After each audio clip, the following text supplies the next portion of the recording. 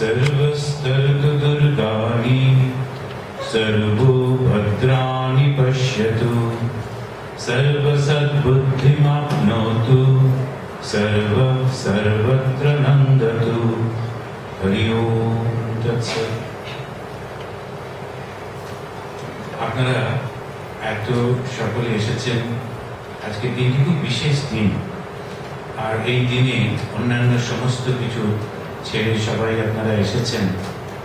আমার প্রতি আপনাদের এই ভালোবাসা দেখে আমি আপ্লুত এবং আপনাদের সকলকে আমার হৃদয় থেকে ধন্যবাদ জানাচ্ছি।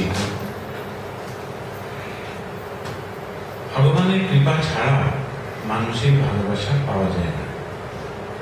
তো এটা ঠাকুরেরই কৃপা যে আপনারা আমাকে এতটা ভালোবাসেন। আজকে যেটি আমরা আলোচনা করব এবং আমাদের এখানকার ম্যানেজার মহারাজ এবং অন্যান্য সাধুরা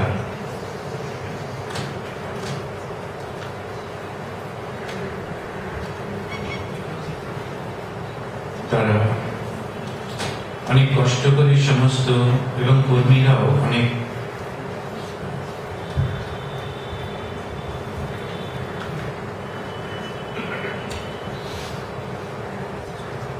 কষ্ট করে সব ব্যবস্থা করেছেন। তো আজকে আমরা একটু শুরু করি এই আলোচনাটা। এই যে মানুষের জীবনটা শুরু কবে থেকে হলো, এখন দুটো দৃষ্টিভঙ্গি এবং আগেও একবার আমরা আলোচনা করেছিলাম, আপনারা সকলে জানেন।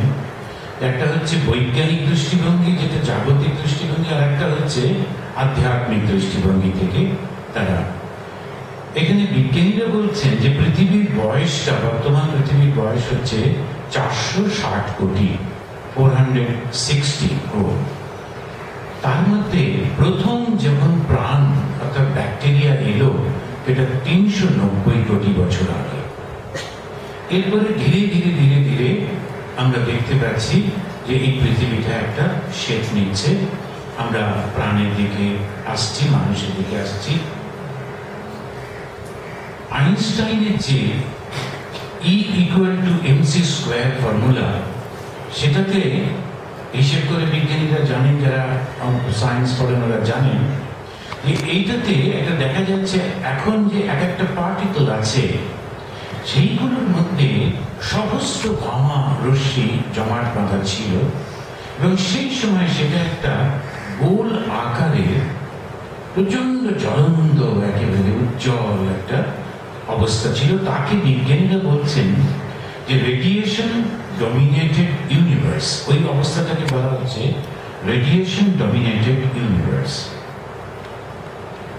আমাদের বৈদিক শাস্ত্র কেমন করে তারা এটা জানলো জানি না, এই বিজ্ঞানীরা এগুলো বলবার বহু আগেই কিন্তু তারা বলছেন যে এই এটা কিরকম, ব্রহ্ম হচ্ছে অন্ডস্বরূপ, একটা গোল ডিমের আকারে এবং জ্যোতির্ময়, এবং সেটা জ্যোতির্ময়। পরবর্তীকালে কবিগুরু রবীন্দ্রনাথ তার নিজের মতো করে সেটিকে বলতে গিয়ে বলছেন, প্রথম আদি তব শক্তি আদি পরমোজ্জ্বল জ্যোতি তোমারই হে গগনে গগনে। এইটা আমরা প্রথম অবস্থা দেখছি। সৃষ্টিতে একটা অসীম বিস্ময়, অভাবনীয় সূক্ষ্মতা আর সামঞ্জস্য। এত সূক্ষ্ম, এত সাটল, সেটা কেমন করে এইরকম ভাবে একটা ঠিক নিয়মে চলেছে এটা ভাবা যায় না।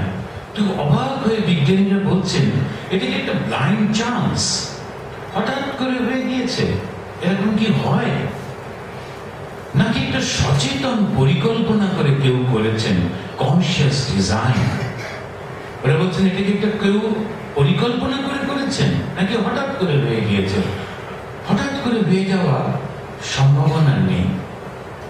কোয়ান্টাম থিওরির যিনি স্রষ্টা সেই ম্যাক্স প্ল্যাঙ্কের মতে বিজ্ঞানের ক্ষমতা নেই প্রকৃতির রহস্য উদ্ঘাটন করার, কেননা মানুষ নিজেই সেই রহস্যের অংশ।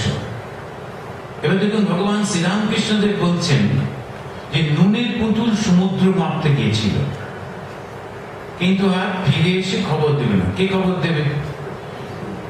যেখান থেকে সৃষ্টি, যার থেকে সৃষ্টি, তাকে জানবার চেষ্টা করতে গিয়ে আমরা আর কোনো উত্তর পাচ্ছি না। নিলস বোর আরেকজন বিজ্ঞানী বলছেন, এই প্রকৃতির রঙ্গমঞ্চে আমরা একাধারে অভিনেতা, আবার একাধারে দর্শক, আর কেউ নেই। এই কথাটা যখন পড়লাম তখন আমাদের অরুণাচলের কথা মনে পড়লো। আমরা প্রায়ই বলতাম, আপনি নাচো, আপনি গাও মা, আপনি দিয়ে করো তালি, কারণ দর্শক নেই। আমরাই সব প্রোগ্রাম করতাম, আমরাই দেখতাম, আমরাই সব কিছু।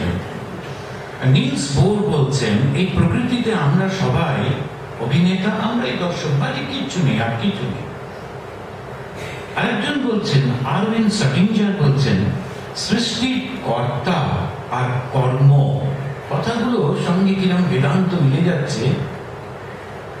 তাই স্বামীজি বলছেন, বিজ্ঞান আমাদের চ্যালেঞ্জ করছে না, বরঞ্চ এক্সপ্লেন করছে বেদান্তকে।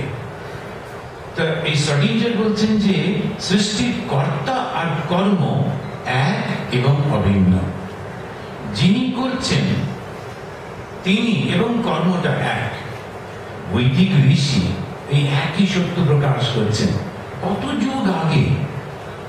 এইটা যত আমরা জানি তত শ্রদ্ধায় মাথা নত হয়ে যায়। এরা তো কত রকম যন্ত্রের সাহায্যে সব বিজ্ঞান জানতে পারছেন। বৈদিক ঋষি কি করে জানতেন? শুধুমাত্র ধ্যানের মাধ্যমে, শুধুমাত্র তার মনটা অনুসন্ধান করে। তিনি বলছেন, যেন একটা চেতন সত্তা, সে নিজে নিজেই বলছে, একহম বহু শ্যামবিহি, আমি একা, আমি বহু হব। এক অহম বহু শ্যামবিহি, যিনি এই সৃষ্টির কর্তা, তিনি কিন্তু কর্ম। আবার বলছেন, তৎ সৃষ্ট তদেব অনুপ্রাবিশৎ, তিনি এটাকে সৃষ্টি করে তার মধ্যে যেন প্রবেশ করছেন। এখন এইটা জানতে গিয়ে আমরা পরবর্তীকালে দেখছি সৃষ্টির রহস্য উদ্ঘাটন করছেন একা নন, বহু বহু ঋষিরা। এমনকি সাংখ্য দর্শনে সে একটা অদ্ভুত কথা বলতে গিয়ে বলছেন, না অসৎ উৎপদ্যতে না সৎ বিনশ্যতি। যেটা অসৎ, যেটা নেই, তা কখনো সৃষ্টি হয় না। Something cannot be created out of nothing. কিছু নেই, তার থেকে কি করে আসবে? কিছু একটা ছিল।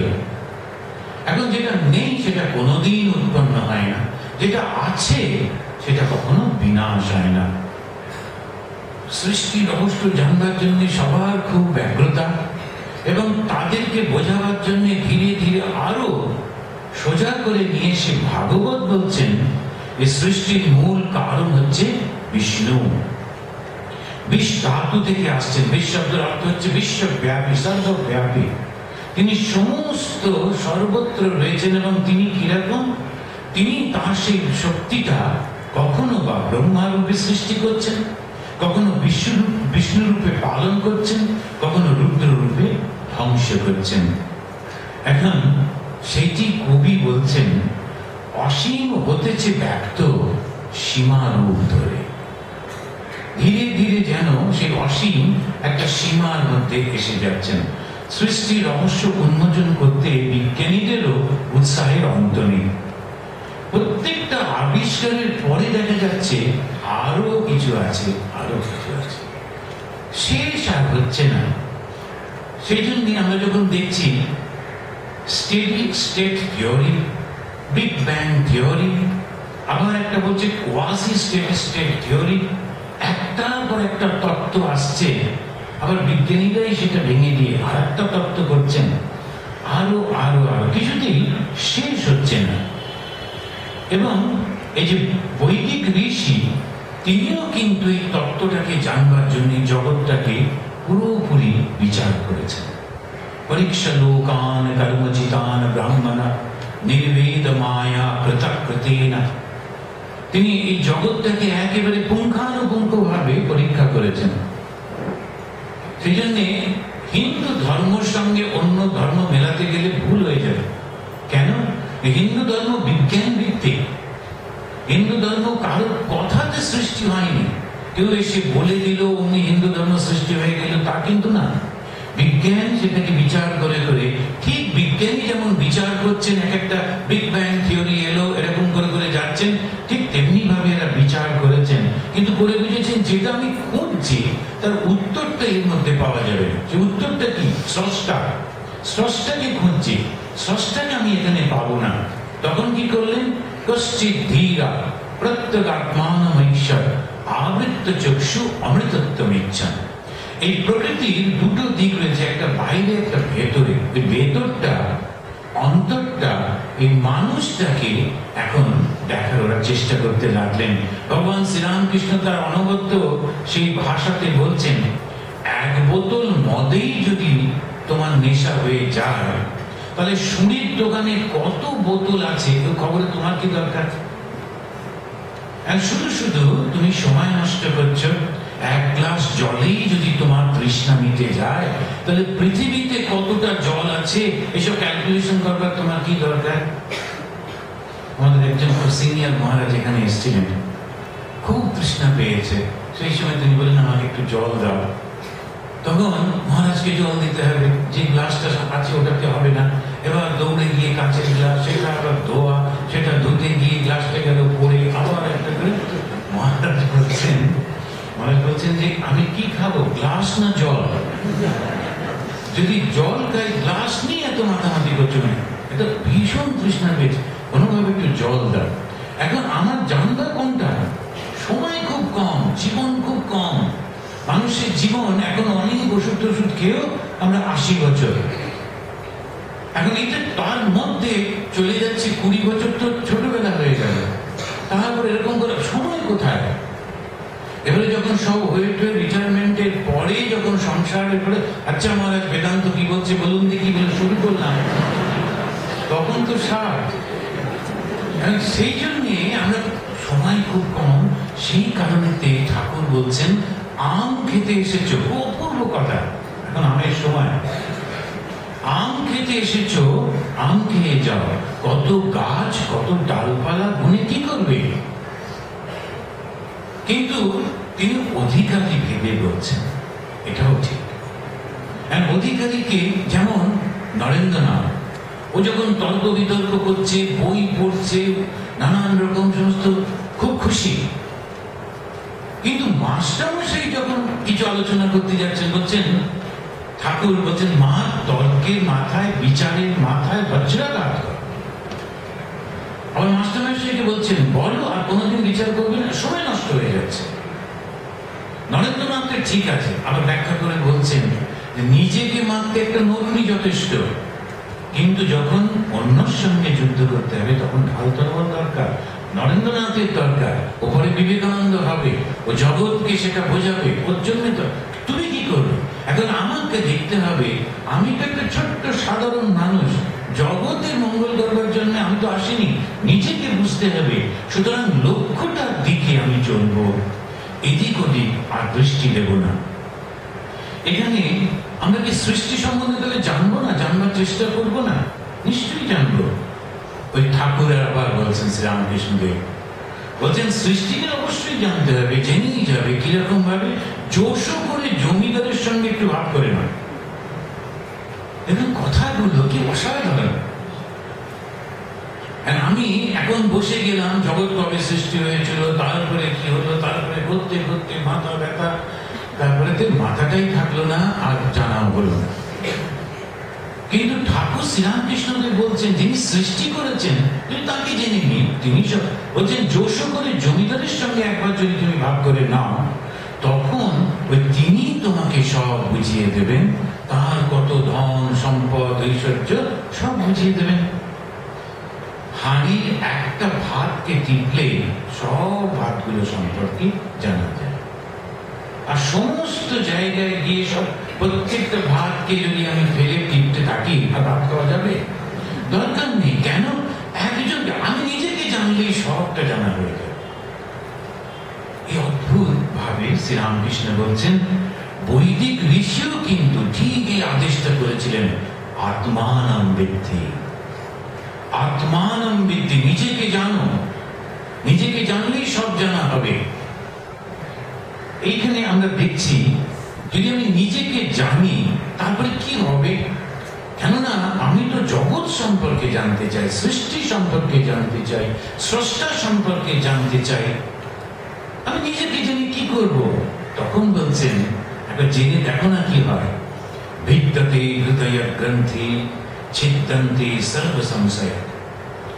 এখন সমস্ত রকমের সংশয় সব চলে যাবে। ওই জগৎকে সৃষ্টি করলো, কিভাবে হলো, কখন হলো, ঠাকুর শ্রীরামকৃষ্ণদেবের কথামৃতের মধ্যে খুব সুন্দর সুন্দর এই ঘটনাগুলো রয়েছে। একজন পণ্ডিত যারা সত্যি সত্যি অনুভূতি সম্পন্ন পণ্ডিত, তারা এসবের মধ্যে যায় না। একজনকে তারা তর্ক করছে, ব্রহ্মা বড় না বিষ্ণু বড়, বড় পণ্ডিত ওকে জিজ্ঞেস করলো তুমি কি বলো? বলো ওই সভায় আমি ছিলাম না যখন ডিসিশনটা হচ্ছিল। এক কথা, এখন এইসব নিয়ে আমি কি করবো? এখানে তিনি বলছেন যে আত্মানাম বৃদ্ধি, এটা জানলে তোমার সমস্ত সংশয় চলে যাবে। আমরা ধীরে ধীরে দেখছি অথর্ব বেদের ঋষি তিনি নারায়ণ। সমস্ত কিছু বলা হচ্ছে কাকে? মানুষকে। তো কেন শুধু মানুষকে? তো সেই ঋষি তিনি বলছেন এই পৃথিবীতে তো গাছপালা, পশু পাখি, কীট পতঙ্গ সবাই জন্মালো, মানুষও জন্মালো, তবে মানুষকে তো শ্রেষ্ঠত্ব কেন দেওয়া হলো? কে দিল? কো মম আনম, কে আমাকে শ্রেষ্ঠত্ব দিল? কে মানুষকে শ্রেষ্ঠত্ব দিল? কেন এই শ্রেষ্ঠত্ব দিল? সবাই তো একসঙ্গে জন্মেছে, স্রষ্টা তো সবকিছুকে সৃষ্টি করেছেন, তবে মানুষের বৈশিষ্ট্যটা কি? এখানে বৈজ্ঞানিক জুলিয়ান হাক্সলি তিনি বলছেন যে জীব জগতের যে উন্নতি সেই মাপকাঠি দুটো। আমাদের জগতে যত রকমের প্রাণী জন্মেছে তারা উন্নত করতে হচ্ছে কিনা, পারছে কিনা, তার জন্য দুটো মাপকাঠি আছে। সেটা কি? একটা হচ্ছে পরিবেশের উপর নির্ভরশীলতা। এনভায়রনমেন্টে যার মধ্যে আমরা জন্মালাম সারা জীবন তার উপরে নির্ভর করে থাকলাম। ওই গরুটা যেখানে জন্মেছিল সেইখানে খুব বৃষ্টি হতো, সেখানে খুব ঘাস হতো, ওরা বংশ পরাক্রমে খাচ্ছিল, বৃষ্টি বন্ধ হয়ে গেল, সেখানে ঘাস জন্মানো বন্ধ হলো, সমস্ত গরুর বংশ মারা গেল। কেন? ওই এনভায়রনমেন্ট বদলাতে পারলো না, চেঞ্জ করতে পারলো না, সেই জন্য ওরা উন্নত হতে পারলো না। তাই হাক্সলি বলছেন, জুলিয়ান হাক্সলি, যে এই পরিবেশটার উপর যারা নির্ভরশীল যত বেশি তারা তত নিচু স্তরে। এবারে মানুষের কাছে কি পরিবেশ ছিল? মানুষের কাছে এবারে বলছেন উন্নতি লাভের সম্ভাবনাকে আরো কাজে লাগানো। যে সম্ভাবনা রয়েছে, যে অপরচুনিটি গুলো রয়েছে, সেগুলো যারা কাজে লাগাতে পারে, তো সমস্ত প্রাণীর মধ্যে মানুষই পারলো এই সম্ভাবনাগুলোকে কাজে লাগাতে, আর কেউ পারলো না। কিন্তু মানুষ যখন এই জগতে এসেছিল তখন সব থেকে অসহায়, ওর কিচ্ছু ছিল না। তখন এই যে ডাইনোসরাস, এই বড় বড় বাঘ, সিংহ, তাদের প্রকৃতি সব দিয়েছিলেন, বিরাট শরীর, শক্তি, নখ, দাঁত, পাখিগুলোর ডানা, এমনকি ছোট্ট ছোট্ট পোকাগুলো তারা রং বদলে এমন করে থাকে, চট করে তাদেরকে দেখা যায় না, নিজেদের রক্ষা করতে পারে। মানুষ ভীষণ অসহায়। হ্যাঁ, আমাদের থেকে ওদের শরীরগুলো বড় সড়ো ছিল, লোমশ ছিল, এসব ছিল ঠিক, কিন্তু ওদের তুলনায় বড় অসহায়, কিচ্ছু নেই, না আছে দাঁত, না আছে নখ, না আছে ওই রকম বড় বড় শক্তি, শারীরিক শক্তি, তবু মানুষ বাঁচলো কেন? জুলিয়ান হাক্সলি বলছেন কেননা ওরা ওই পরিবেশটাকে ঠিক করে বেছে নিতে পারে। খুব ঠান্ডা, যে পশুটাকে মারলো তারই চামড়াটা গায়ে দিয়ে দেখলে গরম লাগছে, ওরা আগুন জ্বালাতে শিখে গেল, তারা এক একটা পরিবেশকে নিজের মতো করে নিচ্ছে, ওই জন্যে মানুষ উন্নত হচ্ছে। এই দুটো মাপকাঠিতেই কিন্তু মানুষ শ্রেষ্ঠ হয়ে যাচ্ছে, আরো এগিয়ে চলেছে, আরো এগিয়ে চলেছে। মানুষের মস্তিষ্ক বিজ্ঞানীরা পরীক্ষা করে দেখছেন সব থেকে বড়, অন্য সব থেকে বড় মস্তিষ্ক হচ্ছে তিমি মাছের, কিন্তু শরীরের তুলনায় দেখতে গেলে ওটা ছোট। আর মানুষের মস্তিষ্ক শরীরের তুলনায় বড়, ওজনটা বেশি। কেন? সেখানে ওই চিন্তা খারাপ, এগুলো বিজ্ঞানীরা তারা সব এটা বলছেন। এখন অধ্যাপক পোর্টম্যান তিনি বলছেন এই যে মানব শিশু যে জন্মায় সেটা কিন্তু আসলে দুজনে ওকে সাহায্য করে। কে? একটা হচ্ছে মা আর একটা হচ্ছে বাইরের প্রকৃতি। মায়ের কাছে সে 9 মাস থাকে, তখন ওর ব্রেনটা অর্ধেকটা ডেভেলপ হয় বলা যেতে পারে, বা থেকে একটু কম। আবার যখন জন্মের পর যখন থাকে আরো যে সেই 9 মাস 10 মাস, তখন কিন্তু তার ব্রেনটা কমপ্লিট হয়ে যায়। এই যে দুটো আমরা প্রকৃতি এবং তার মায়ের তিনি বলতে গিয়ে বলছেন যে প্রথম 9 মাস হচ্ছে of mother, that's protecting the human being, সৃষ্টি করছে। আর পরের 9 মাস হচ্ছে অফ সোসাইটি, নেচার না হলে উনি বলছেন এই সোসাইটিতে তারা সৃষ্টি হচ্ছে। ধীরে ধীরে ধীরে ধীরে মস্তিষ্ক গঠিত হচ্ছে।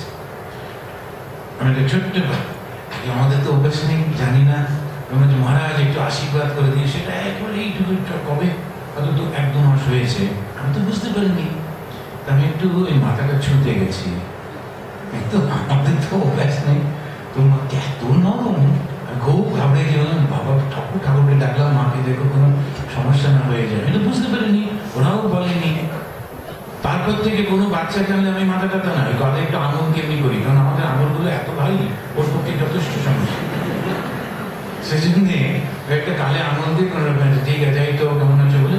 কেন কি এই যে সৃষ্টি হচ্ছে এগুলো না জানলে, আমাদের তো কোনোদিন দেখিনি ছোট বাচ্চা। এবারে একটা হসপিটালে নিয়ে গেলে আমাদের সেবা প্রতিষ্ঠানে, বলে চলুন ভেতরে দিয়ে দেখবেন।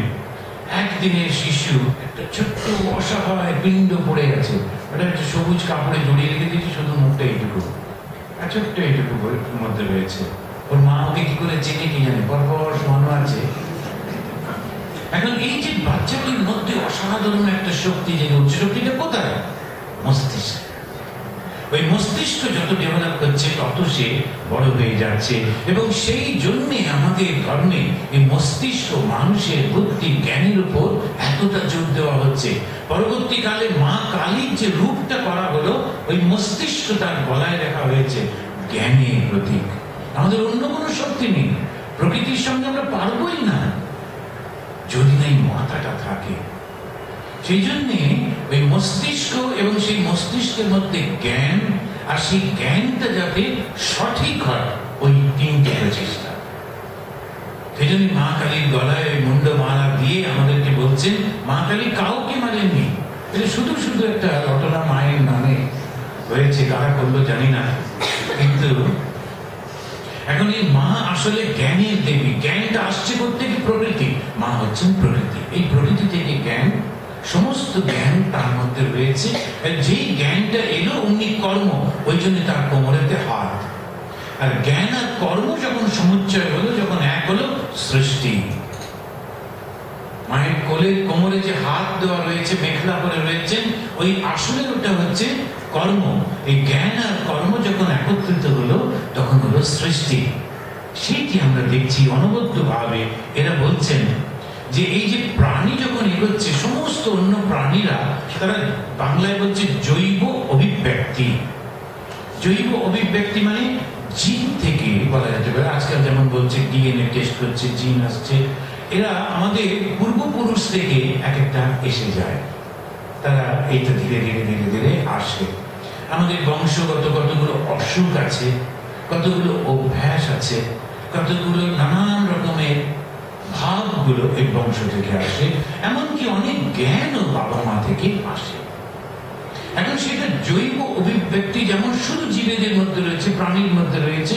কুকুর টুকুর গুলোকে দেখলে দেখে যে ঠিক ওই বংশের যেটা ধারা, সেটাই তার মধ্যে রয়েছে। যখন সবাই মিলে আছে এবং ওর থেকে একটু দুর্বল কেউ, তখন সবাই মিলে গিয়ে ঘেউ ঘেউ করবে কুকুররা। আর যেই একটা বাঘ আসবে, তখন আর কুকুরের গলা আওয়াজ শোনা যাবে। কেন? এখন এই যে আমরা দেখছি, সমস্ত কিছুতেই ওকে জলে টেনে নামানো যাবে না। আর হাসির বাচ্চা জল দেখলেই লাফিয়ে পড়ে। জৈব অভিব্যক্তি জীবন থেকে আসছে, এছাড়া আর কিছু হচ্ছে না। মানুষের কি জৈব অভিব্যক্তির সঙ্গে সঙ্গে বলছেন কালচারাল ডেভেলপমেন্ট, কৃষ্টি অভিব্যক্তি। কৃষ্টি অভিব্যক্তি কি করে আসছে? কৃষ্টি অভিব্যক্তি মানে যখন আমরা ভাষা বলতে শিখলাম, যখন আমরা না স্বীকার করছি শিকার করতে গিয়ে নিজেদের মধ্যে কথা আদান প্রদান করছে, তখন কতগুলো শব্দ, কতগুলো ছবি তারা আঁকছে, সেইগুলো দিয়ে এটা ধীরে ধীরে একে অন্যকে জানাচ্ছে। এবারে সংগঠিত হচ্ছে, একে অন্যের জ্ঞানটা এক্সচেঞ্জ করছে। এই কৃষ্টির ফলে আমরা কত কত কত এগিয়ে চলেছি।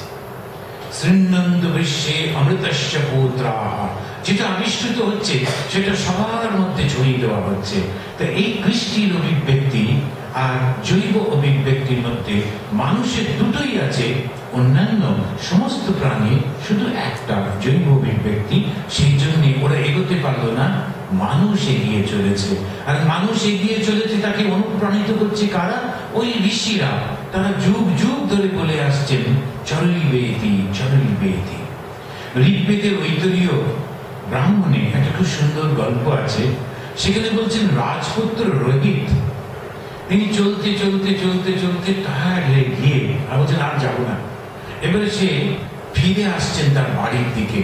তখন দেবরাজ ইন্দ্র তিনি এক ব্রাহ্মণের রূপ ধরে তার কাছে গিয়ে বলছেন যে দেখো, নানা শ্রান্তায় শ্রেয়স্তি ইতি রোহিত সুশ্রুম পাপ নৃষদ বরজন ইন্দ্র ইচ্ছরত সখা। যে যদি তুমি থেমে যাও, যদি ফিরে যাও, তাহলে তুমি ওখানে শেষ হয়ে যাবে।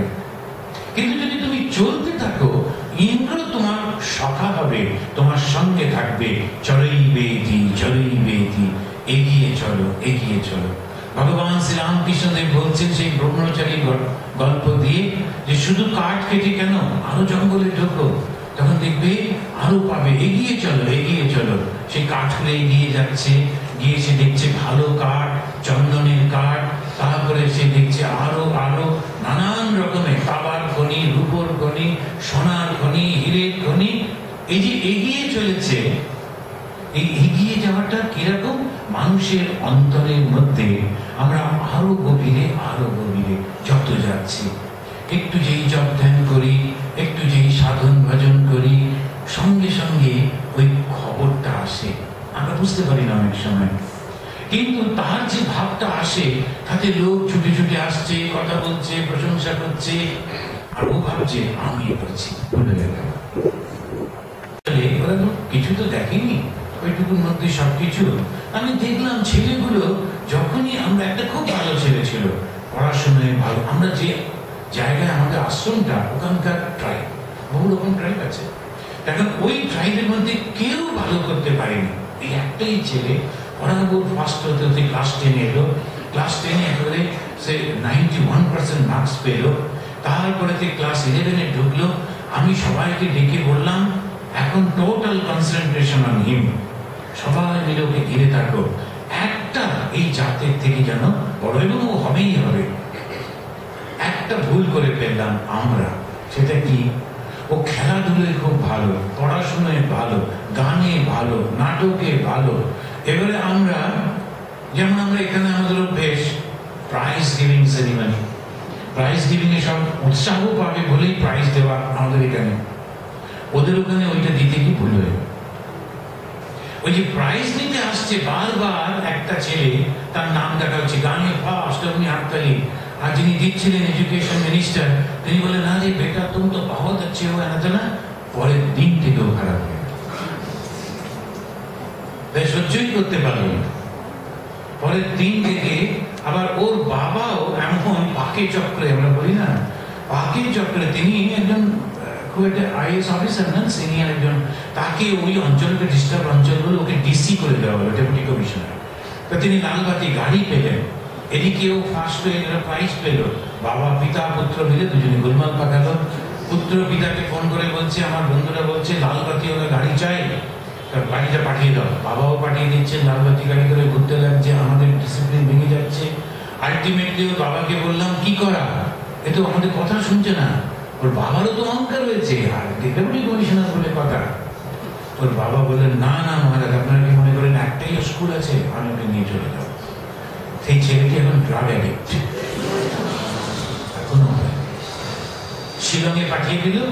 শিলংয়ে যারা আছেন তারা সঙ্গে সঙ্গে ওকে অন্য ধর্মে নিয়ে গিয়ে বলেন, ধর্ম যখন হয়ে গেছে আর চিন্তা নেই, এবার ড্রাগ ট্রাগ খাও, নিজে মরো বাঁচো টাকা, আমার রেকর্ডে তোমার নাম এসে গেছে, অসুবিধা নেই।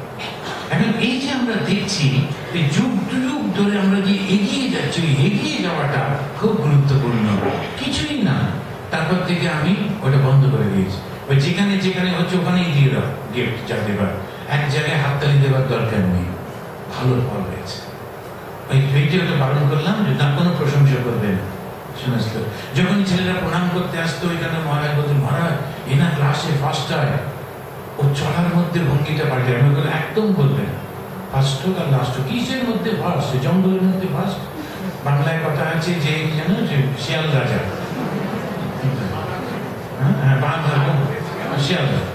কিসের কি ও যার দিল্লিতে কম্পিট করুক, দেখা তবে না। এখন এইটা আমরা দেখছি চড়ই বেদি, চলতে চলতে সে শ্রেষ্ঠ হয়ে আরো আরো আরো উন্নতির দিকে চলে। এই চলতে চলতে একদিন মানুষ একটা অদ্ভুত আবিষ্কার করে ফেললো, এবং সে কি আবিষ্কার করলো? আবিষ্কার হচ্ছে পুরম হিরণ্ময়ী ব্রহ্ম আদিবেশ অপরাজিতম, অথর্ববেদে বলছে। হৃদয়ের মধ্যে একজন হিরণ্ময় ব্রহ্ম, সোনার মতো রং, উজ্জ্বল বর্ণ, অর্থাৎ জ্ঞান, তিনি এসেছেন। আর এখন মানুষকে আর কেউ পরাজিত করতে পারবে না।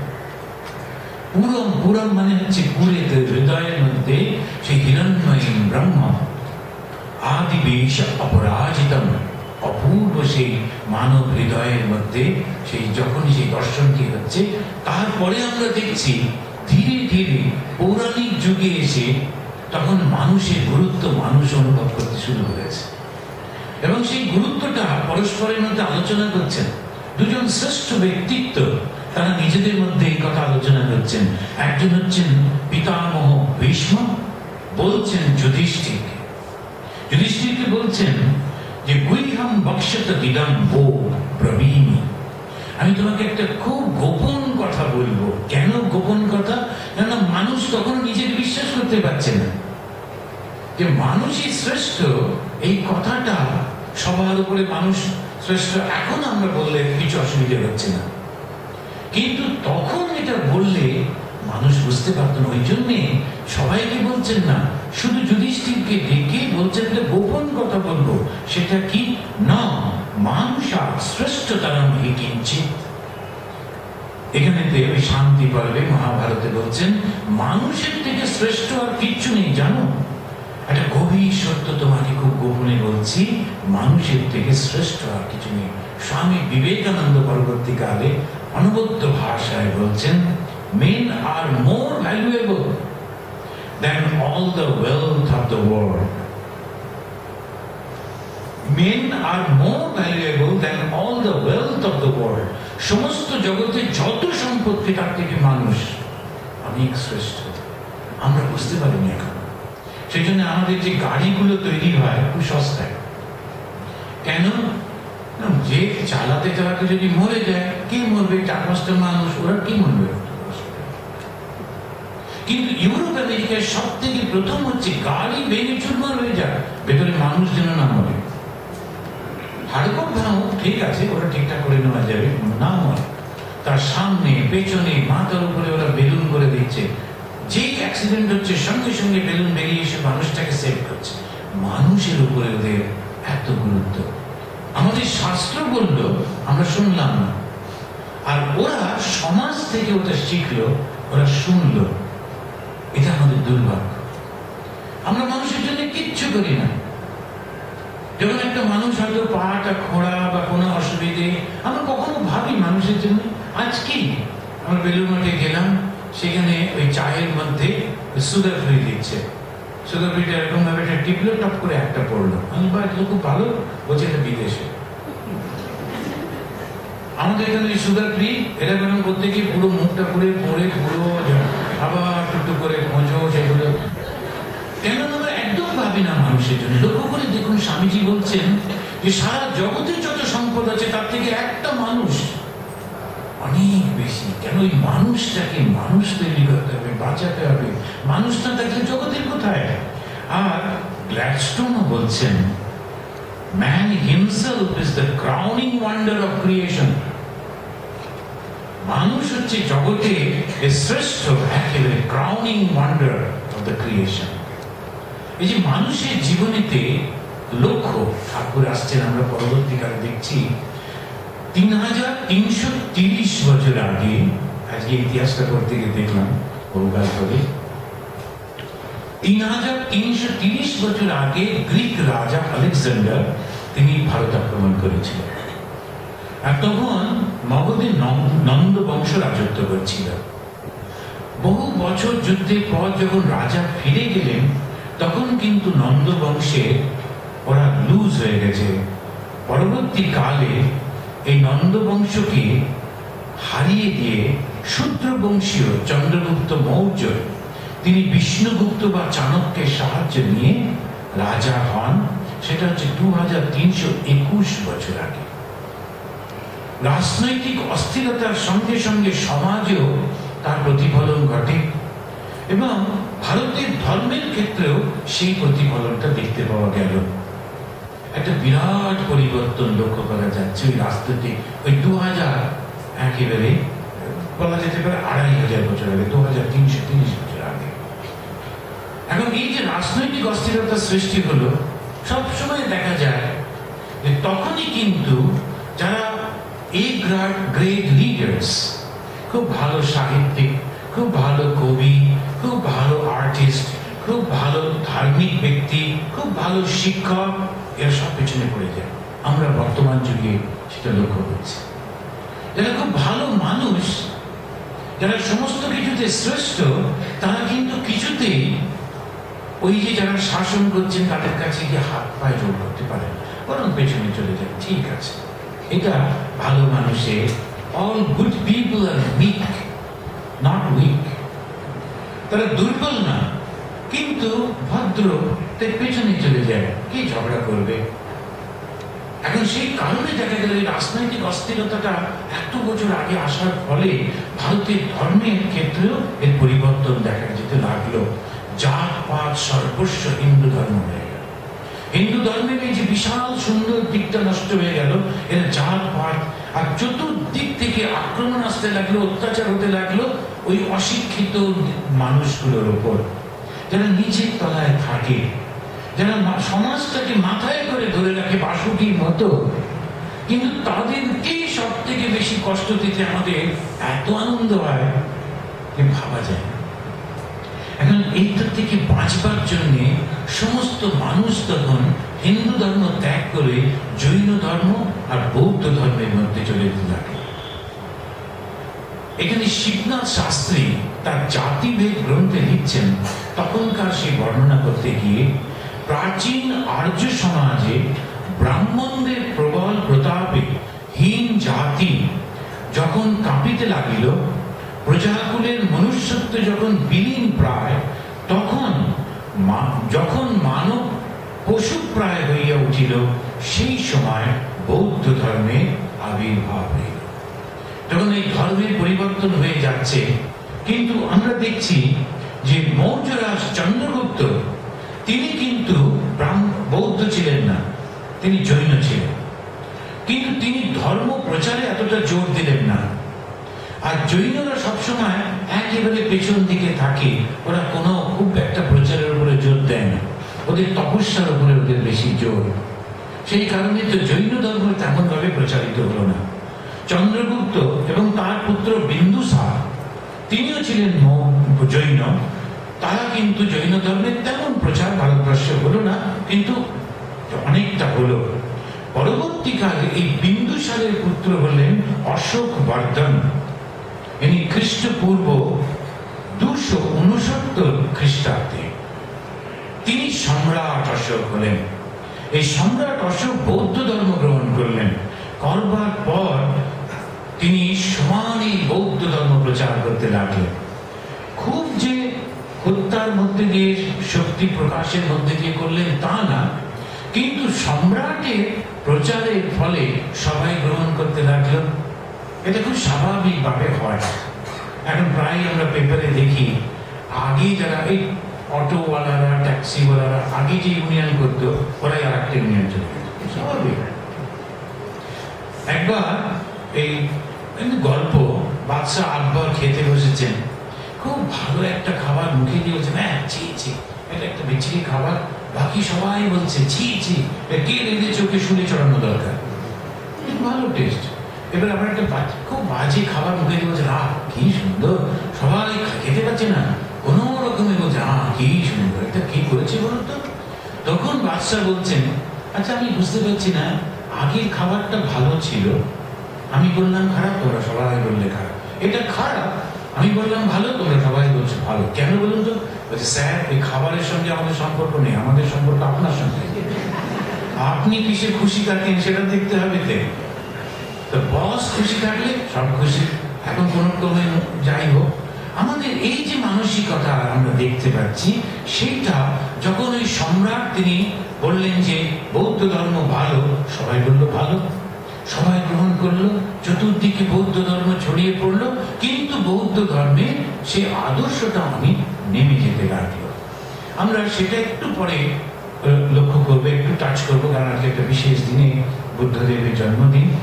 এবার তার ঠিক 40 বছর পরে, সম্রাট অশোকের 40 বছর পরে তার শেষ বংশধর রাজা, মানে এই তাদের, সেটা হচ্ছেন বৃহদ্রথ। এই বৃহদ্রথকে হত্যা করলেন তারই একজন ব্রাহ্মণ সেনাপতি পুষ্যমিত্র শুঙ্গ।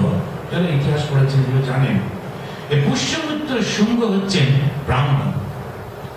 তিনি আবার এই 2200 বছর আগে, আজ থেকে প্রায় 184-তে, খ্রিস্টপূর্ব 184-তে এই শুঙ্গরাজ শুরু হলো। তিনি কিন্তু আবার বৌদ্ধ ধর্মকে সরিয়ে হিন্দু ধর্ম প্রচার করতে লাগলেন। এখনো আমি এবারে গেছিলাম জগন্নাথ মন্দিরে, তখন এখানকার মহারাজ আমাকে দেখালেন যে তাকিয়ে দেখুন জগন্নাথের ঠিক পেছনে সেখানে বুদ্ধ মূর্তি একটা রয়েছে। এখন দেখা যায় পরিষ্কার রয়েছে, এটা ভাঙেনি। এখন এই যে পরিবর্তন গুলো আমরা দেখতে পাচ্ছি ইতিহাসে, সঙ্গে সঙ্গে সমস্ত কিছু পরিবর্তিত হয়ে যাচ্ছে। ইনি এলেন, তিনি কিন্তু এসে পুষ্যমিত্র শুঙ্গ এসে সমস্ত ব্রাহ্মণদের একেবারে মর্যাদা দিতে লাগলেন। স্বাভাবিকভাবে বৌদ্ধরা পেছনে চলে গেল, কিন্তু তাতে একটা অসুবিধা যেটা সৃষ্টি হলো, কোন কোন ঐতিহাসিক বলছেন এই শুঙ্গ বংশের রাজত্ব কালে থেকে শুরু করে 6ষ্ঠ শতক পর্যন্ত বেদ এবং মহাকাব্যগুলো বিকৃত হয়ে গেল, বিকৃত ব্যাখ্যা হতে লাগলো। নানান রকমের এই ব্রাহ্মণদের সুবিধার জন্য স্মৃতিশাস্ত্র রচনা হতে লাগলো, আর সব থেকে বেশি অত্যাচারিত হতে লাগলো স্মৃতিশাস্ত্রের মাধ্যমে এই নারী আর নিম্ন বর্ণের ব্যক্তি।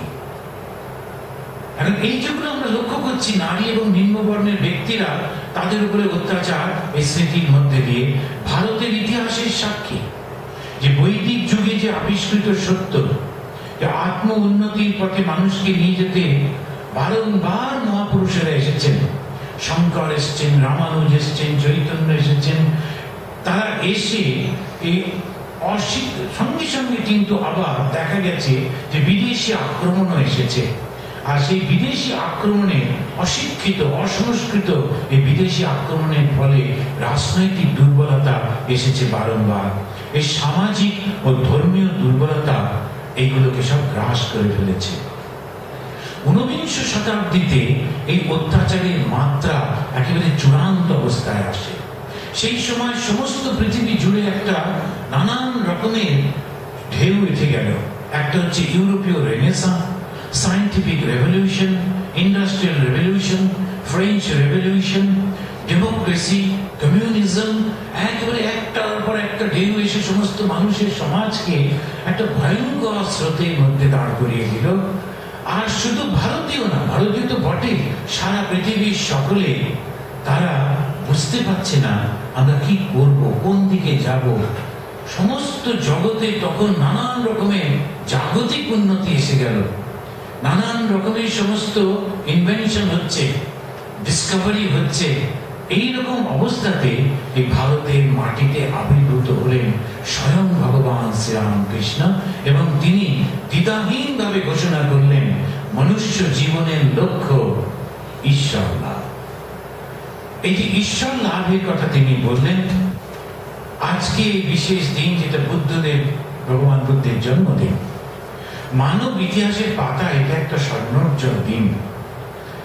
অদ্ভুত ভাবে এই কপিলাবস্তুতে তিনি শুদ্ধধন মায়া দেবীর কোলে জন্মগ্রহণ করলেন এবং আজকের দিনে জন্মগ্রহণ করলেন। আজকের দিনটাতেই তিনি বোধিত্ব প্রাপ্ত হলেন, আজকের দিনে তিনি নির্বাণ প্রাপ্ত হয়েছিলেন। এই thrice blessed day, এই তিনটাই আজকের দিনে হলো। সিদ্ধি লাভ করবার পর তিনি সিদ্ধার্থ গৌতম হলেন গৌতম বুদ্ধ। গৌতম বুদ্ধের জীবনের সামনে যেটা আমরা সবসময় দেখি সেই জিনিসটি কিন্তু এসেছিল। কি সেই জিনিস? তিনি দেখেছিলেন একটা জীবনের চিত্র, জন্ম জরা মৃত্যু সন্ন্যাস। এই জন্ম জরা মৃত্যু সন্ন্যাসে এই দৃশ্যটা দেখবার পর তিনি কিন্তু ভুল করলেন না। তার ছিল সবকিছু, জাগতিক যত রকমের সম্পদ আমরা বইতে পড়ে দেখেছি, তার রাজত্ব ছিল, সুন্দরী রানী ছিলেন, শিশু সুন্দর ফুটফুটে তার সন্তান ছিল, তার সম্মান ছিল, সবকিছু থাকা সত্ত্বেও তিনি বিচার করলেন। এই বিচারটা মানে অগ্রসর হওয়া। যখনই আমরা বিচার করছি, অগ্রসর হচ্ছি, এই জীবনটা তো দেখলাম, তারপরে কি? এইটাই হচ্ছে লক্ষ্যের দিকে এগিয়ে যাওয়া। মনুষ্য জীবনের লক্ষ্য হচ্ছে ঈশ্বর লাভ। এই ঈশ্বর লাভের দিকে যখন আমরা এগিয়ে যাচ্ছি, তখন কি? পরবর্তীকালে আচার্য শঙ্কর তিনি বলছেন, এই মানুষের জীবনটা এতক্ষণ আমরা আলোচনা করে দেখলাম, আমরা বিজ্ঞান এবং ইতিহাসের মধ্যে দিয়ে লক্ষ্য করে দেখলাম যে মানুষ কত শ্রেষ্ঠ। শঙ্করাচার্য বলছেন, লব্ধ্বা কথঞ্চিন নরজন্ম দুর্লভম তত্রাপি পুংস্তম শ্রুতি পারদর্শনম। আমরা সমস্ত পেয়েছি, মানুষের জীবন পেয়েছি, তারপরেতে আমরা নানান রকমের ধর্মগ্রন্থ এবং গুরুদেব সব নানান কথা শুনেছি, তথাপি তথাপি যদি নিজের মুক্তির চেষ্টা না করে ও মূঢ়। সংস্কৃতে এর থেকে বেশি বড় গালাগালি আর হয় না, মানে বুদ্ধিহীন। সেই জন্যে ও হচ্ছে মূঢ়, আত্মহা, যা নিজে আত্মহত্যা করছে। এইখানে ভগবান বুদ্ধের জীবনে আমরা দেখছি, তিনি বলছেন যে মানুষের জীবনে কি আছে। তিনি বলেন, এই জগৎটা দুঃখময়, দুঃখের কারণ আছে, কারণ থেকে উদ্ধার পাওয়া যায়, উদ্ধার পাওয়ার উপায় আছে। এই জগৎটা দুঃখময়। ঠাকুর শ্রীরামকৃষ্ণদেব বলে, টাকায় কি হয়? টাকাতে এই শরীরে শুধু হাড় মাংস যেগুলো রয়েছে, এই শরীরটার খুব একেবারে একটু হতে পারে, কিন্তু তারপর মানসিক শান্তি কিচ্ছু নেই। তিনি নিজের জীবনে নানান ভাবে পরীক্ষা নিরীক্ষা করছেন, এমনি বলছেন না। কেউ যদি বলে, মশাই আপনার তো টাকা পয়সা ছিল না, আপনি কি করে বুঝবেন যে টাকাতে কি হয়? সেই জন্য ঠাকুর শ্রীরামকৃষ্ণদেব তার সঙ্গে যারা ছিলেন, সেই মথুর বাবু যারা জমিদার, তখনকার দিনের শ্রেষ্ঠ ধনী, এই সমস্ত জায়গাগুলো মথুর বাবুদেরই আত্মীয় হয়েছিল। এখন এই যে শ্রেষ্ঠ ধনী যারা তার কাছে হাত জোড় করে থাকতো, যেটা চাইতেন সেটা যেটা সব তিনি নিয়েছেন, ভোগ করেছেন। ওই যে ঠাকুরের জীবনে আমরা দেখি, তিনি দেখলেন যে জমিদাররা অর্ধেকটা শুয়ে গড়গড়াতে রূপোর গড়গড়ায় তামাক খাচ্ছে। আচ্ছা, কি আনন্দ হয় দেখি। আমরা তো থলে হুঁকোতে খাই, আর রূপোর গড়গড়ায় কি স্পেশালিটি। তারপরে সব ব্যবস্থা হলো, চিত হয়ে উপুর হয়ে পাশে দিলে সব রকম ভাবে তিনি তামাক খেয়ে বললেন, মন এর নাম রূপোর গড়গড়ায় তামাক খাওয়া। কিছু বিচার আমরা কিছুই পাই না, কিন্তু আসলে তো আমি একা, বড্ড একলা। হিলারি ক্লিন্টন আসছেন, এসে গেছেন, তিনি বিরাট একটা হোটেলে আছেন, চতুর্দিকে লোকজন সব, কিন্তু তার ঘরটা বিরাট বড় নাকি একটা ঘর উর্দু হবে, কিন্তু যে ঘরের দরজাটা বন্ধ করলেন, যখন আর কেউ নেই, তখন তিনি কে, কার সঙ্গে আছেন? Where is she?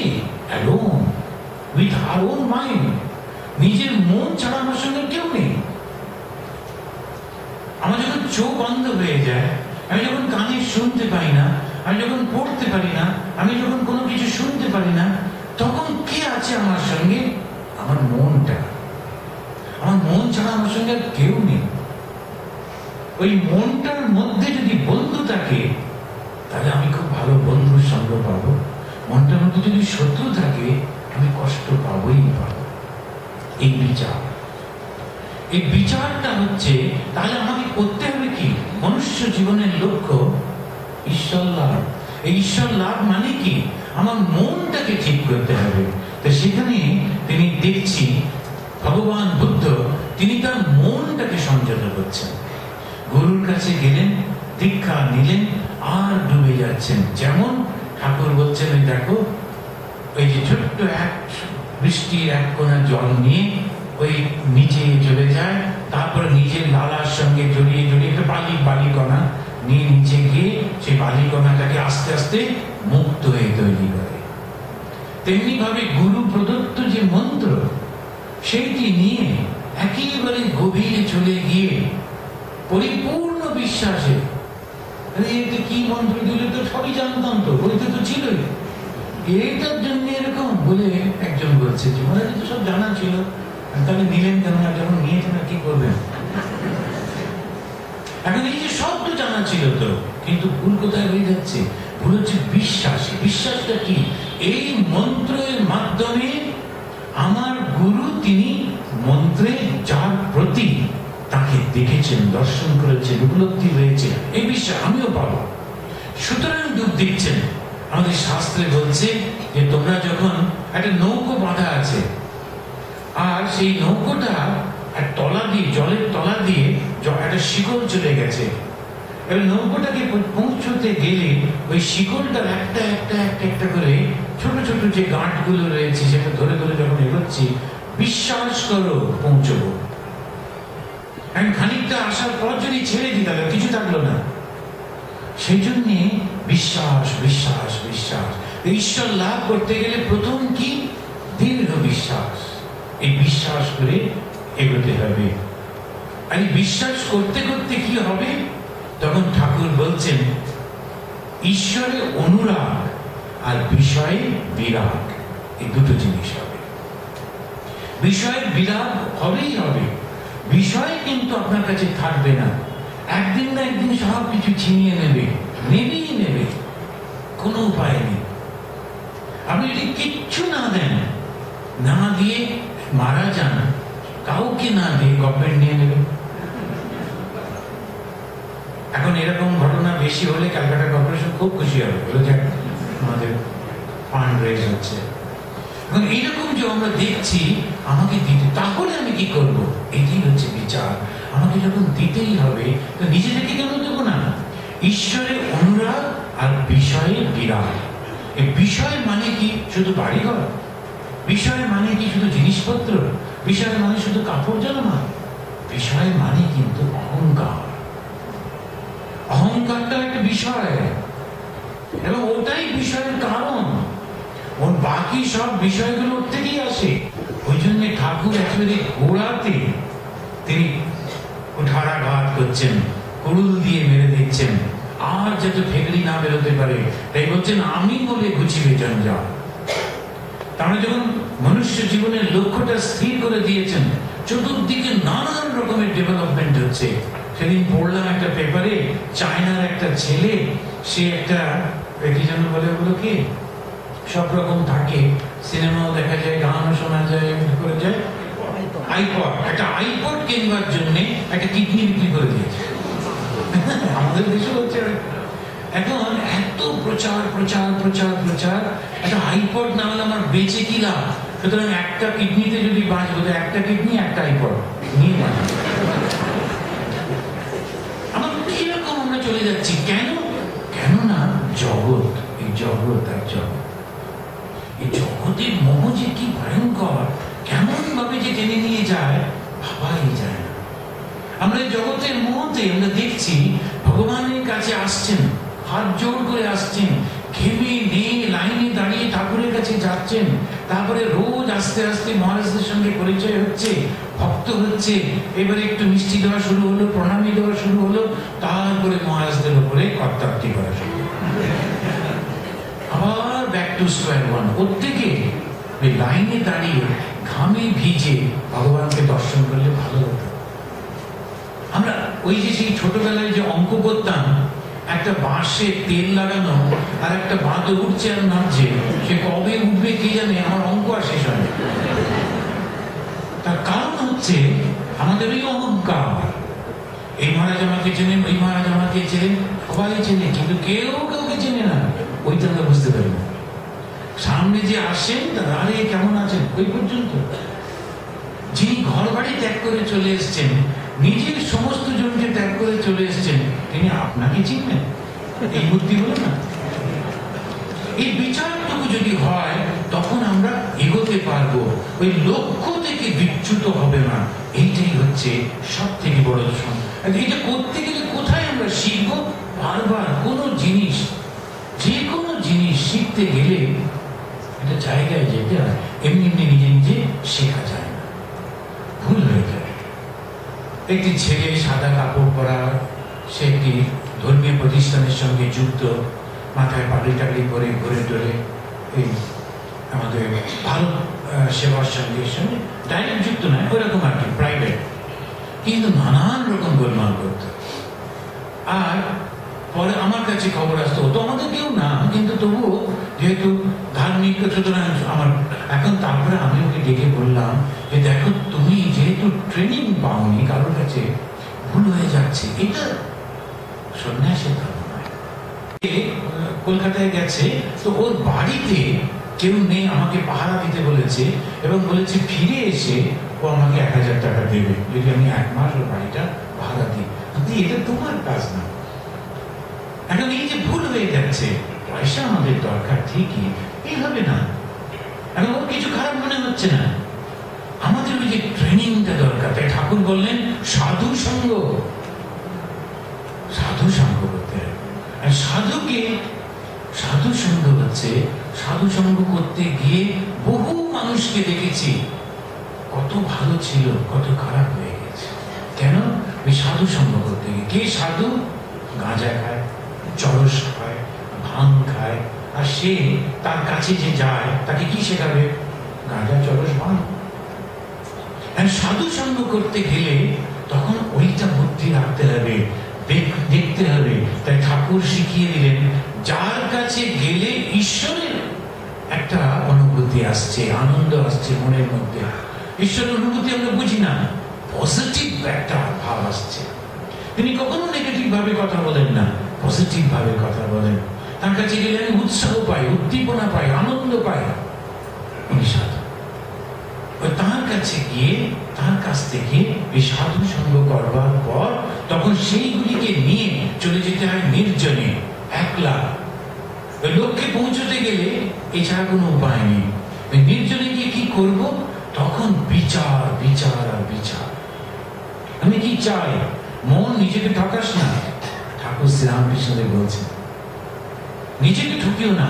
নিজেকেই জিজ্ঞেস করছেন তিনি, ভগবান শ্রীরামকৃষ্ণের কথাগুলো এত মূল্যবান কেন? প্রত্যেকটা তিনি নিজের উপর অ্যাপ্লাই করেছেন। যে একজন তার কাছে কৃষ্ণ, তার মা, একটা ছোট বাচ্চাকে নিয়ে একজন মা বলছে যে কবিরাজ মশাই, ওকে একটু ওষুধ দিয়ে দিন। কবিরাজ মশাই দেখে বললেন কালকে এসো। আবার ফিরে গেল, আবার পরের দিন অতটা হেঁটে হেঁটে দুজনে গেল। যাওয়ার পর বললো গুড় খাওয়া ভালো। তো বলে কালকেই বললে পারতেন। বলে না, কালকে আমার ঘরে গুড় ছিল, আমি গুড় খাই। সুতরাং গুড়ের জ্বালা দেখলে ও বাচ্চাটা কি ভাববে? যে তো ডাক্তারবাবু নিজেই গুড় খায়, এবার আমাকে গুড় খেতে পারবেন, আগে জানাটা শোনালাম। এখন নিজে প্র্যাকটিস করছেন, নিজে দেখছেন, তারপরে বলছেন। ওই জন্য শ্রীরামকৃষ্ণের প্রত্যেকটা কথা এত অমূল্য। এমনি একটা কথাও বানিয়ে বলছেন না। এই জিনিসটাকে আমরা লক্ষ্য করে দেখছি। সাধু সঙ্গ, তারপরে বলছেন নির্জন বাস, এবং সঙ্গে সঙ্গে বিচার। কি বিচার করব? মনকে জিজ্ঞেস করা, আমি কি চাই। এখানে একটি ছেলে জয়েন করেছিল অদ্বৈত আশ্রমে। সে কেলুচরণ মহাপাত্রের কাছে নাচ শিখত, অনেকটা শিখেছিল। তারপরে হঠাৎ কোনো এসে, এখন বাইরে যেই কোনো মিউজিক হয়, ও দেখছি ওর হাত পা নাচের ভঙ্গিতে। আমাদের মতো নাচ না। আমরা যে নাচি শিবরাত্রিতে, ওটা হচ্ছে যদি কারোর বাড়ি ভাঙার দরকার হয় আমাদের ডাকলে, ওই ছাদেতে আমরা শিবরাত্রিতে। এখন এই যে আমাদের ওই ছেলেটি এত সুন্দর নাচ নাচতো, আমি একদিন ওকে ডেকে আলাদা করে বললাম, তুমি কি নাচ শিখতে? বললো, কেলুচরণ মহাপাত্র আমার গুরু। আর সে কান টান ছুঁয়ে বললো, আমি বাবা কিন্তু তুমি সাধু হয়েও না, ফিরে যাও, আসামের দীক্ষার ছেলে, এখনো যোগাযোগ ছিল, অনেকদিন যোগাযোগ ছিল। এখন একেবারে করো না, বিচার করে দেখো, তুমি নাচ ছাড়তে পারবে না। রামকৃষ্ণ মিশনে গান পর্যন্ত চলে, কবিতা লেখা, আর্টিকেল লেখা, বক্তৃতা, গান, কিন্তু নাচটা বোধ হয় চাপ চলবে না। এখন সেই কারণে তুমি ভীষণ কষ্ট পাবে। This is not your way. Realize God through dance. কি অসুবিধে? তোমার মধ্যে দিয়ে করো। এখন এই বিচারটা ভীষণ প্রয়োজন। আমি কোথায় আছি, কত দূর করব, আমি ঘরের বউ, আমার সংসার রয়েছে, আমি হঠাৎ করে মহারাজদের মতো বেরিয়ে পড়লাম। একজন আমাকে এসে বলছে, আপনার সঙ্গে টোঁ করবো। আমি কোথায় টোঁ করি? বদনাম দিচ্ছে কেন? আমি মাঝে মাঝে একটু বক্তৃতা দিতে চাই। এই যে জিনিসটি কোথায় আমার কি জিনিসটি হচ্ছে বুঝতে হবে।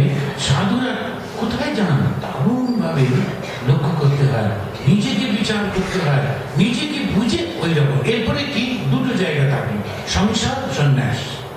এবার ঈশ্বর লাভটা আমাদের লক্ষ্য, কিন্তু আমাদের জায়গা দুটো, একটা সংসার, একটা সন্ন্যাস। থেকে সংসারে হবে না, কি বললো? আগে বলতো সংসারে হয় না, কিন্তু পরবর্তীকালে আমরা দেখছি তুরিয়ানন্দজি তিনি মহারাজ বলছেন যে সংসার থেকেও হবে যদি সে অকুৎসিত যে কর্ম, কুৎসিত কর্ম, অকুৎসিত কর্ম যদি এটা করতে হবে, সেটা কি? নিজের স্বার্থের জন্য যে কর্ম, সেটা বাদ দিয়ে ঈশ্বরের জন্য যদি করতে পারে, কেন তা হবে না? অবশ্যই হবে। নাগ মহাশয় ঈশ্বর লাভ হবে না? মাস্টার মশাই ঈশ্বর লাভ হয়নি? ঠাকুর নিজে মা কালীর কাছে প্রার্থনা করছেন, মা ওকে একটু শক্তি দে, কেন হবে না? কিন্তু জীবনটা দেখতে হবে, শুধু ভোগের জন্য যদি থাকে তাহলে হবে। যতদিন আমার পক্ষে যেটি প্রয়োজন সেটি করেছি, এইবারে কিন্তু ধীরে ধীরে ধীরে ধীরে মনটাকে অন্যদিকে দিতে হবে। এই যে ট্রেনিংটা, ওই বিচার। আমি সাধু সঙ্গ করলাম, কথামৃত পড়লাম, কি অদ্ভুত সাধু সঙ্গ। কথামৃত পড়বার পর, মায়ের কথা পড়বার পর, এবারে চুপ করে নির্জনে গোপনে বসে বিচার করলাম। বিচার করবার পর আমি একটা ডিসিশন নিলাম যে আমি এরকম করবো, আমি পারবো। তারপরে আমি সেই তার উপরে আমি প্রার্থনা শুরু করলাম। কেন? তখন আমার মনের মধ্যে বিশ্বাস এসে গেছে, ঠাকুর ঠিকই আমাকে নিশ্চয়ই তিনি নিয়ে যাবেন। এবং এই যে বিশ্বাসটি এসে গেল, তখন আমি ঈশ্বরকে জন্য অগ্রসর হব। ঈশ্বরের পথে যখন অগ্রসর হচ্ছি, তখন কিরকম হচ্ছে, কোথায় সেই ঈশ্বর, কেমন করে পাবো তাকে? সর্বতঃ পাণিপাদান্তঃ সর্বতঃ শিশিরোমুখম সর্বতঃ শ্রুতিমান লোকে সর্বমাবৃত্য তিষ্ঠতি।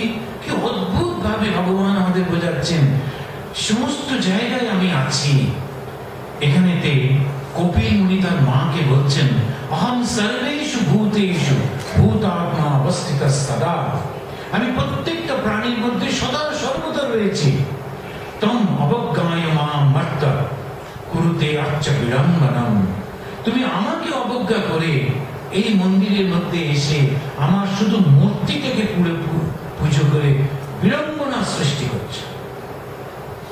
দেখুন, এই নতুন একটা দৃষ্টিভঙ্গি।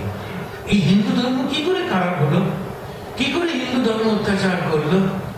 কেন করবে অত্যাচার? কেন? যদি ভুল বুঝি, তখন এই ভগবান বুদ্ধের বাণী ভুল বোঝা হলো। সেই ভুল কতদূর ভুল বোঝা হলো, আমি একটু বেশি সময় নিচ্ছি, 5-10 মিনিট ম্যানেজার মহারাজ। এখন এই কতটা ভুল বুঝেছে বুদ্ধদেব, এত অহিংস, তার মনের মধ্যে কোনো হিংসা নেই। কেন? তিনি সন্ন্যাসী। সন্ন্যাসীর সব থেকে প্রথম যেটি, সেটা হচ্ছে আমার থেকে কারো কোনো ক্ষতি হবে না, প্রতিজ্ঞা দিচ্ছে। তবে তো সে সন্ন্যাসী। শুধু গেরুয়াবসন পড়লে না, আমার থেকে কখনো কারো কোনো ক্ষতি হবে না। এখন সেইটা কতদূর নেমে গেছে। একটা বাড়িতে চোর পড়েছে, বিবেকানন্দের গল্প। আর যখন সেই বাড়ির ছোট যারা মেম্বার, তারা চোরটাকে ধরে পেটাচ্ছে। এবারে বড় যিনি কর্তা, তিনি বারান্দায় এসে বলছেন, ওরে মারিসনি মারিসনি, আমরা অহিংস, আমরা সব বুদ্ধ ধর্ম পালন করি। ওকে একটা ব্যাগের মধ্যে ভরে মুখটা বন্ধ করে চলে গেল। এর পরের দুটো লাইন আমি মাঝে মাঝে যোগ করি। চোরটা বললো, কর্তার কি দয়া, অতটা লাগবে না, আগেরটাই ঠিক আছে, মেরে ছেলে দিন যাই। এখন এই যে অহিংসা কাকে বলে, অন্য লোক সে বলি দেবে, কাটবে, মাংস বিক্রি করবে, আমরা খাবো। এখন সেইখানে বলছেন, ঠাকুর বলছেন যে দয়া দয়া দয়া করবো, তুই কি সেবা সেবা। অসাধারণ একটা কথা বলছেন। এইখানে কিন্তু সংসারী এবং সন্ন্যাসী মিলিত হয়ে যাচ্ছে। এবারে যখন লক্ষ্যে পৌঁছাবার জন্য আমাদের যে তপস্যা সাধনা এক হয়ে যাচ্ছে, সেটি কি? জীবে প্রেম করে যে জন, সেই জন সে হচ্ছে ঈশ্বর। স্বামীজি বললেন না শুধু সন্ন্যাসী, স্বামীজি বললেন না যে শুধু গৃহী, স্বামীজি বললেন না যে হিন্দু, স্বামীজি বললেন যে সেবা করবে। জীবে প্রেম করে যে জন, এই প্রেমটা কি করে আসবে, ভালোবাসা কি করে আসবে? যখন তার মধ্যে আমরা ঈশ্বরকে দেখতে পাবো। এই ঈশ্বরকে দেখতে পেলে তখন আমরা তাকে সেবা করতে পারবো। কিন্তু সেবা করতে গিয়ে যেন ভুল করে না পেরি। যখন যাকে যেতে সেবা করবার, তখন তাকে তো করতে হবে। একজন হাই ব্লাড সুগারে আক্রান্ত হয়ে হসপিটালে ভর্তি হয়েছেন, সেখানকার বিখ্যাত ডাক্তার তিনি তাকে ওই গ্লুকোজ দিয়ে দিলেন। দেওয়ার পর অবশ্য তিনি বললেন যে না, একটা উপকার আমি করেছি, 100 কোটি ভারতবর্ষে -1 করে দিয়েছি। এখন এই যে ভুল করলাম, সেবা করতে গিয়ে বুঝলামই না কাকে কি দেওয়া দরকার। ও সুগারের রোগী, আমি সেটা দেখ, যেহেতু তার মাথা ঘুরে পড়ে গেছে, তিনি সঙ্গে সঙ্গে গ্লুকোজ আরো দিয়ে আর বাড়ি ফিরল না। এখন এই যে সেবা করতে গিয়ে আমি ভুল করে ফেলছি না তো, দেখতে হবে এখানেতে ওই সেবাটি করতে হবে তাকে, যাকে যেমন তাকে তেমন ভাবে, যে যেখানে আছে তাকে সেইভাবে সেবাটা করতে হবে। এই সেবা করতে করতে, মানুষের মধ্যে ঈশ্বরকে দর্শন করতে করতে, অগ্রসর হতে হতে, চরই বেতি নিজের মনটাকে যখন আমি দেখছি, আমার মনের মধ্যে আর কোনো দেশ নেই, ঈর্ষা নেই, কামনা নেই, আমার শুধু একটাই বাসনা জেগে রয়েছে, ঠাকুর তোমাকে দেখতে পাবো তো, তোমাকে পাবো তো আমি এই জীবনে। ব্যর্থ হয়ে যাবে না তো জীবনটা। ইহা চেত আবেদিত অসত্যমস্তি, না চেত ইহা আবেদিত মহতি বিনষ্টি। যদি এখানে না পাই তো ভুল হয়ে যাবে, কি করব? এই সমস্ত যে বসন ভূষণ মন্ত্র আশ্রম, এই সব তো শুধু আমাকে সাহায্য করছে, কিন্তু আমি তো অগ্রসর হচ্ছি, আর আমার বন্ধু একমাত্র আছে তুমি, আর তো কেউ নেই। সুতরাং ওই ঈশ্বরকে মনের মধ্যে রেখে যখন আমরা অগ্রসর হতে হতে, চারপাশে যে মানুষগুলো আছে তাদের জন্য প্রার্থনা করতে করতে, সেবা মানে সবসময় কাপড় জামা দিতে হবে, খেতে দিতে হবে তা না, যতটুকু পারবো করবো। কিন্তু ভালো করতে করতে একসময় কি হবে? ঈশ্বর লাভ হবে। আর ঈশ্বর লাভ হলে কি হবে? সে সম্পর্কে অদ্ভুত একটা সুন্দর শ্লোক সেখানে বলছেন, নিত্যোৎসব ভাবে নিত্যম ভাবে তেষাম, নিত্য উৎসব ভাবে তেষাম। সেখানে রোজ উৎসব হবে। একেবারে আমরা যখন প্রেসিডেন্ট মহাশয়কে প্রণাম করতে যাই, রোজই সবাই প্রণাম করি, চলে আসে। আজকে যখন প্রণাম করলাম, কেক দিল। ভাইস প্রেসিডেন্ট মহাশয়কে প্রণাম করলাম, সেখানে একটা আইসক্রিম দিল। উৎসব হচ্ছে। তো রোজ তো এটা হয় না, কিন্তু যার অন্তরের মধ্যে যখন সেই ভগবানকে লাভ করবে, তখন কিন্তু তার অর্ডিনারি দিন বলে কোনো দিন নেই, রোজ উৎসবের দিন। নিত্যোৎসব ভাবে তেষাম, নিত্য শ্রী নিত্য মঙ্গলম, ঈশাম হৃদিস্থ ভগবান মঙ্গলায় রতনম হরি। যার অন্তরের মধ্যে সে মঙ্গলময় হরি বসেছেন, তার কিন্তু রোজ ও রোজ আনন্দ। আর মা শারদামণি দেবী বলছেন, আমার হৃদয়ের মধ্যে আনন্দের ঘর বসানো ছিল। আমি তো বাবু কোনোদিন কষ্ট অনুভবই করিনি। এই যে শ্লোকটা যে পড়লাম, এই শ্লোকটা শুধু শ্লোক না, এই মায়ের কথাতে প্রমাণ হয়ে যাচ্ছে। মা বলছেন, দেখো তখন তুমি দেখবে আমার মধ্যে যিনি, তোমার মধ্যেও তিনি, ডুলে বাগদির মধ্যেও তিনি, সবার মধ্যে তাকে দেখতে পাবো। তখন আনন্দে আমি শুধু ঈশ্বরকে যাই, কারোর বাড়িতে গেলেই মনে হয় আমার ঠাকুর ঘরে আসেন, কেন আনন্দ হচ্ছে, আমার ঠাকুর ঘরটা এত সুন্দর। তখন ঠাকুর ঘর কোথায়? সর্বত্র, সবার মধ্যে। এই অদ্বৈত আশ্রম, এইটার লক্ষ্য হচ্ছে, এর বৈশিষ্ট্য হচ্ছে, এর দর্শন হচ্ছে এইটা, সবার মধ্যে সেই আত্মাকে দেখা, এর যে অদ্বৈত। তখন আর কারো কোনো বিভেদ থাকে না, আমাদের প্রত্যেকের অন্তরের মধ্যে। মা যেমন বলছেন, আমি তো কই বাবু একটু দুঃখের অনুভবই হলো না, মনের মধ্যে সদা সর্বদা আনন্দের ঘট বসানো ছিল। আমাদের সবার মনের মধ্যে যেন সে আনন্দের ঘট বসানো থাকে, বাইরের জগৎ তার মতো চলবে, আমি যেন বাইরের জগৎটাকে অন্তরের মধ্যে না আনি। বাইরের জগতের উপরে নৌকোর মতো ভাসতে ভাসতে আমার অন্তরে থাকবেন শুধু হরি, আর কেউ না। আপনাদের সকলের খুব মঙ্গল হোক, ভালো হোক। আর ওই মনুষ্য জীবনের যে লক্ষ্য, এটা ভগবান শ্রীরামকৃষ্ণ স্থির করে দিয়েছেন, এই জীবনেই যেন আমরা পৌঁছতে পারি, এই প্রার্থনা আমার জন্য, আপনাদের সকলের জন্য করলাম। আপনাদের সকলকে ধন্যবাদ। এতক্ষণ পূজনীয় শ্রীমৎ স্বামী শারদানন্দজি মহারাজ আমাদের সামনে মনুষ্য জীবনের এবং মনুষ্য দেহের মূল্যায়ন বিশ্লেষণ করে প্রাচীন ঋষি ও আধুনিক মনীষীদের বক্তব্য উদ্ধৃত করে দেখালেন যে জীবদের মধ্যে মানুষই সর্বশ্রেষ্ঠ জীব, যে মনুষ্য জীব দেহে বা জীবনে ভগবান লাভ পর্যন্ত হতে পারে, আর কোনো জীব সেটা করতে সক্ষম নয়। নিত্য অনিত্য বিচারের মধ্যে দিয়ে মানুষ তার লক্ষ্য ঈশ্বর লাভ করতে পারে, তিনি গৃহী হন বা সন্ন্যাসী হন। এতক্ষণ আপনারা এই বিষয়ে শুনলেন। আমরা ভবিষ্যতে মহারাজকে আবার কখনো সুযোগ হলে তিনি আমাদেরকে সুযোগ দেবেন তার কাছ থেকে এই কথাগুলো শুনবার জন্য, কেননা এইসব বিষয় পুরোনো হয় না, নিত্য নতুন। কেননা আমাদের জীবন যেমন চলছে তাতে আমাদের এইসব কথা বারবার শোনা প্রয়োজন। একটা ঘোষণা, আজকে একটু বিশেষ দিন বলে একটু ছোট ছোট প্যাকেটের ব্যবস্থা করা আছে নিচে, আপনারা সবাই একটি করে প্যাকেট নিয়ে যাবেন। আর মহারাজের এখানে প্রণাম হবে, এখন অন্য কোনো সাধুকে এখন প্রণাম করবেন না, মহারাজের প্রণাম হবে, সামনে মহারাজ একটু এগিয়ে আসবেন, মায়েরা আগে লাইন দিয়ে প্রণাম করবেন, তারপরে ছেলেরা একসঙ্গে প্রণাম করবেন না। এটা আমাদের মহাদেববাবু থাকবেন, সহায়তা করবেন। আরেকটি, আগামী রবিবারগুলিতে যে অনুষ্ঠানগুলি হবে বাইরে